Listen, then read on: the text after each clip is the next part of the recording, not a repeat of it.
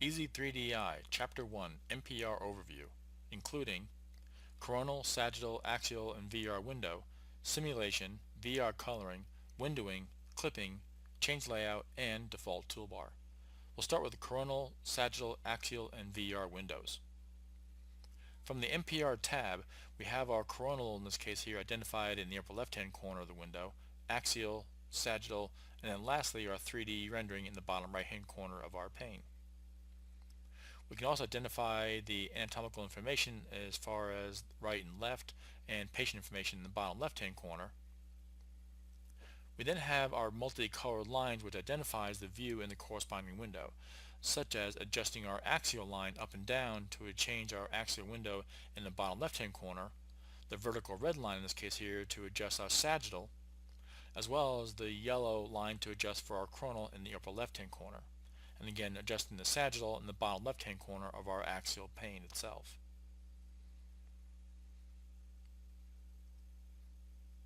We also have the ability where we can move two panes simultaneously, such as this case here, the sagittal and axial windows simultaneously, or the coronal and the sagittal windows simultaneously here as well. In this case here, if we want to generate a view looking at the anatomy in our sagittal window, we can use the center wheel of our mouse to scroll up and down through our view, in this case here, the axial pane itself. We can also do the same thing with the center wheel in the coronal window, as well as using the center wheel of our mouse in our sagittal window. We also have the ability where we move the mouse to the end of the axis line to be able to rotate it, in this case here, to generate a view looking perpendicular to our coronal plane, or generating a view where we're running parallel to the two cortical plates in our sagittal window as well. We can also then adjust the sagittal window so we're running parallel to the cortical plates between the buccal and palatal side to generate a view looking in our sagittal window in the upper right hand corner. We also have the ability where we can hit the enter key to go to maximize view in the sagittal window here, in this case here, hitting the enter key to go back again to our default layout, or we can also then double click on the label in the upper left hand corner and double click again to go back to our default layout.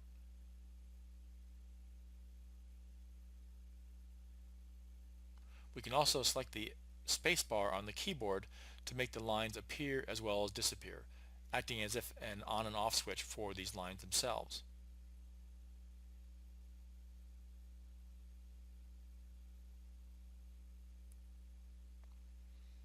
As far as the VR rendering itself, by hitting the enter key on the keyboard, we can then maximize our view and then use tools to navigate within our 3D rendering. By left clicking and moving our mouse, we can then left click from left to right, right to left click and then drag up and down to be able to change the image view and rotate the image on our screen.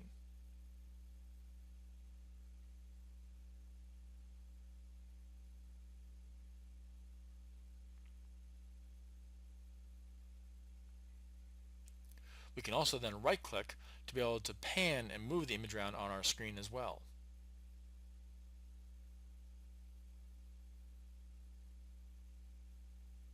At the bottom of the window, we have default snap views, starting with our lateral left view, oblique left, anterior posterior view, oblique right, lateral right, posterior anterior view, cemento vertex view, as well as a view looking from up above.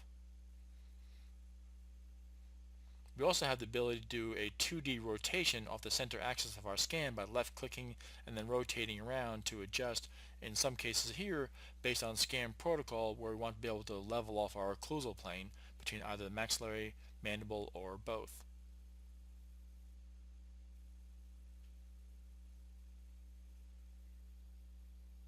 By hitting the enter key on the keyboard, we then go back to our default view. Moving to our simulation tab, we'll then work with the icons in the upper left hand corner under the simulation category itself, and first do our draw a curve.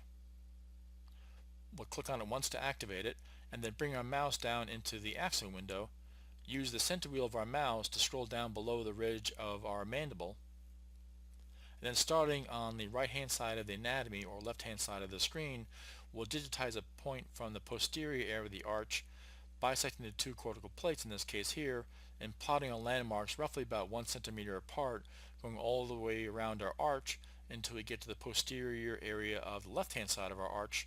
We can then double click to generate our 2D reconstruction and open the sectional part of our software. Navigating back over to the MPR window here again, we'll then demonstrate how to do an implant. We can then click on the insert implant icon itself. Once we've identified where we're then going to place our implant, in this case here we'll look for an edentulous site that's in the mandible itself, left click on the coronal and sagittal lines to the area we're going to place our implant, left click the sagittal line to orient so we can generate a view there in our sagittal plane, hit the enter key in our keyboard to maximize our view, identify the edentulous site we're going to then place our implant, and then click on the insert implant icon.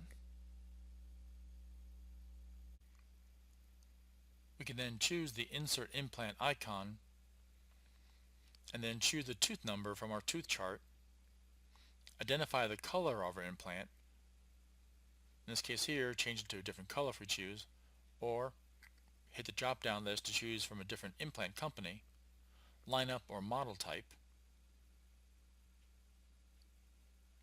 and choose the length and size of our implant based on the manufacturer and lineup.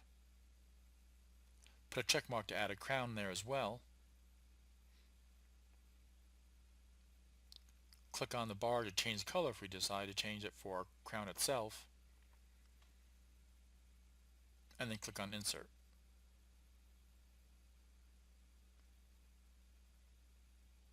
We can hit the spacebar on the keyboard to hide the lines, left click to activate our implant, and then to adjust it bodily we can left click on the center of it, move it up and down, anterior posterior, mesial distal, and so forth. Then moving our mouse to the end of the line, we can then adjust it from the apical end of the implant, or we can adjust it from the occlusal end of the implant as well.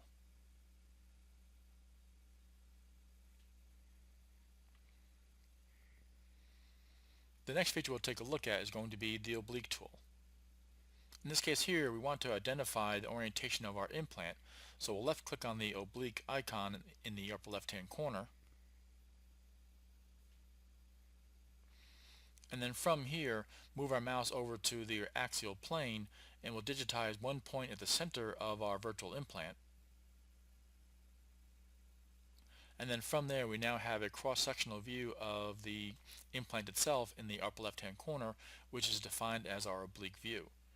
We can then click on the boxes to zoom in and zoom out, and then from there move our mouse to the top of the line itself where you see it change direction to look like a circle going around counterclockwise, left click, and then drag this mouse around as we rotate around our virtual implant.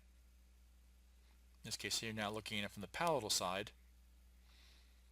and if we decide that we want to be able to change the orientation of the implant, simply navigate the mouse over to the oblique window, left click on it to move it bodily, or from the apical end of the implant, and then left click to continue rotating around the implant itself.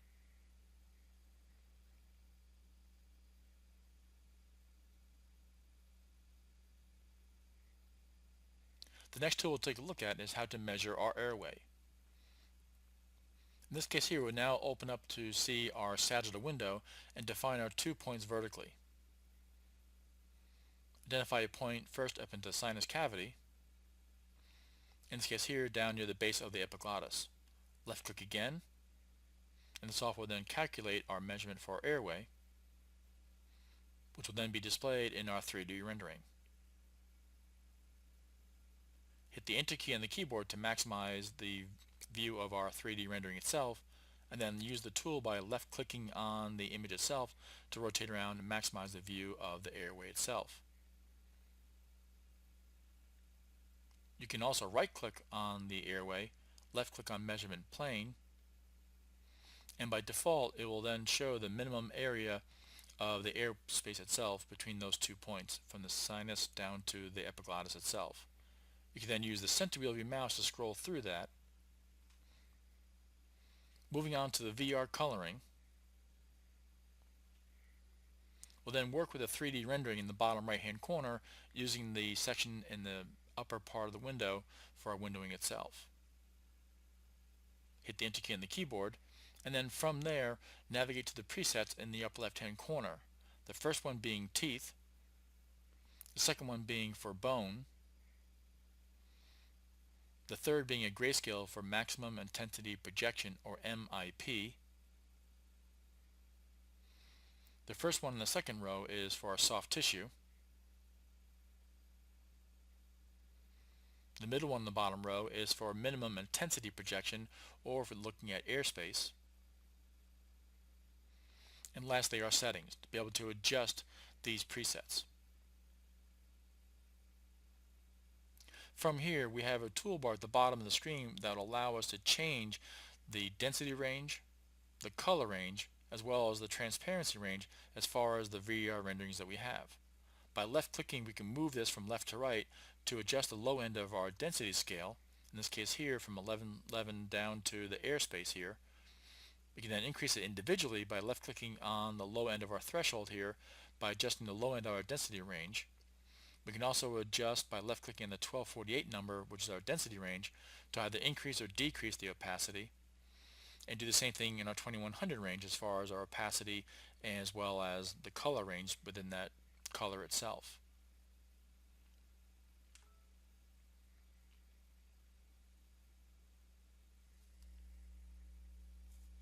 We can also adjust the color range here by moving the boxes at the top of the screen to be able to adjust the color range based on the density itself.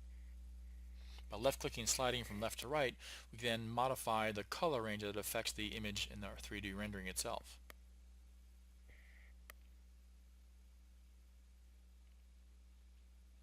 We can also expand our list here to be able to adjust our opacity, brightness, and contrast. We can left click on opacity to then increase or decrease the translucency of our image. We can also adjust brightness by left clicking and dragging to the left to decrease the brightness, or drag it to the right to increase our brightness. We can also then adjust our contrast. We can lower it or slide to the right to increase our contrast accordingly. We can also put a check mark there for our airway. Left click to rotate around to maximize the view of the airspace. Moving on to windowing. We have the ability to adjust the contrast and brightness of the coronal, sagittal, and axial windows over on the left hand side under the windowing category. We can adjust our brightness and contrast by moving the width from left to right. We can also then adjust our level here as well by adjusting the intensity by going from the left to the right hand side to adjust the contrast as well as our brightness. We can also left click our mouse and drag it from left to right to adjust these levels here as well, and you'll notice how the width and level will then change accordingly based on whether we slide from left to right or going up and down. We can also make other filtering adjustments, such as left clicking the box to smooth out the texture of our image, change it to a maximum intensity projection view, change it to a virtual rendered view as our 3D rendering. We can also sharpen our image to sharpen the edges of our anatomy. We can maximize the intensity of the sharpness effect. And we can also invert the view as well. Whatever's black is now white and vice versa.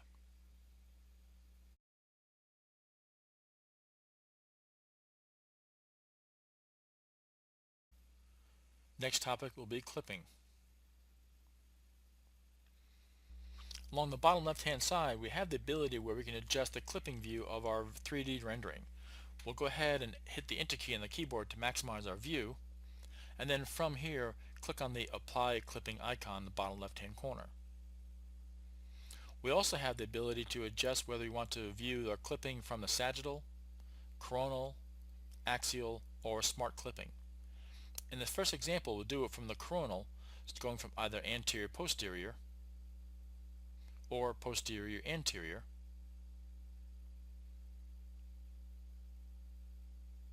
We can also do it from the sagittal view, clip from left to right, left click to rotate around, and left click from left to right again. We can also do it from the axial orientation here, going from either superior, inferior, or from the head down, or from the foot looking up.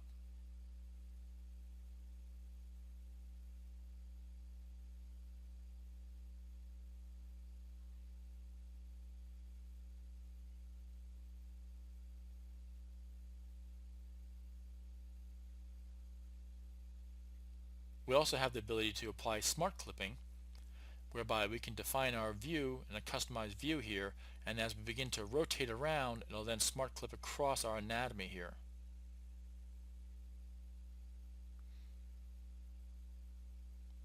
Changing layout.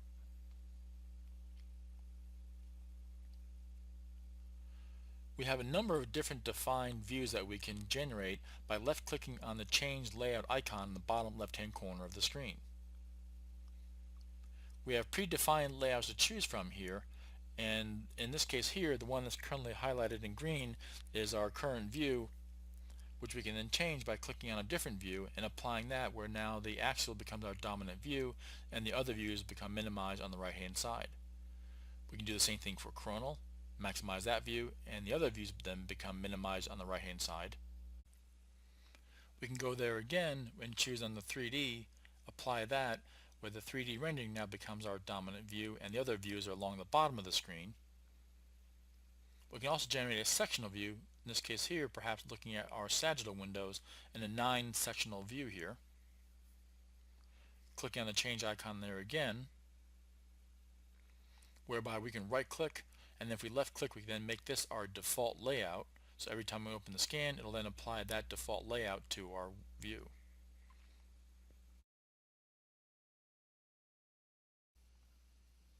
The next tool we'll use will be our measurement tool. We'll do our measurement in our sagittal window by adjusting our coronal and sagittal planes. In this case here we'll choose a specific tooth, click on the measurement tool, and then click on the apical end of our tooth as well as the cusp of our tooth to get a dimension there, and do the same thing then in our axial window. The next tool we're going to utilize is going to be the Draw Canal tool, and we'll first use the center wheel of our mouse to scroll down towards the mandible itself and then move the sagittal line over to the left hand side of our arch, rotate it around so we're then bisecting the two cortical plates to generate a view of the canal itself and the mandible.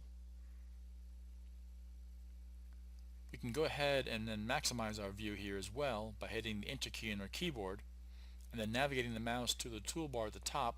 We then left click on the icon to draw our canal, and in this case here we go from the posterior anterior. In this case here we're also then going to place our landmark at the superior border of our inferior nerve until we get out to where the mental foramen is. Double click does then set our canal itself. Next thing we'll do then is generate a view of our anatomy. In this case here, left clicking on the icon for our camera, and lastly click on the reset here to reset our view back to the very beginning.